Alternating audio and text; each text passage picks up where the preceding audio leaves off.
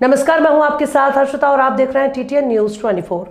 उत्तर प्रदेश के उप मुख्यमंत्री ब्रजेश पाठक एटा लोकसभा से बीजेपी के उम्मीदवार राजवीर सिंह का नामांकन करवाने कासगंज जनपद के तीर्थ नगरी सोरो में पहुंचे।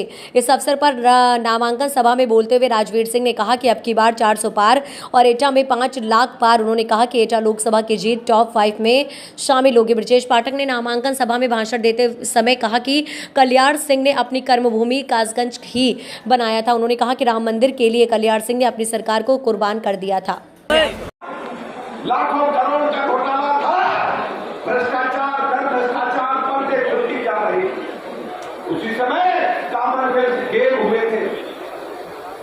कॉमनवेल्थ गेम दिल्ली में हुए थे, भारत की राजधानी में हुए थे।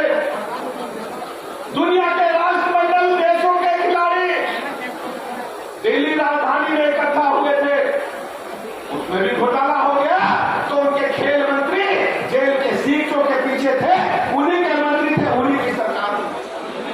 भारत माता की छवि लगातार दुनिया के पैमाने पर भ्रष्टाचारी देशों की तरफ तेजी के साथ भारत आगे बढ़ रहा था। दूसरी तरफ भारत के अंदर गरीब आदमी गरीब होता जा रहा था। मोदी जी के सामने दो चुनौतियां पड़ी थी। एक तो भारत की ताकत को, वास्तविक ताकत को दुनिया के सामने रखना था और गरीब आदमी के जीवन स्तर को ऊपर उठाने के लिए काम करना। आप देखते होंगे कि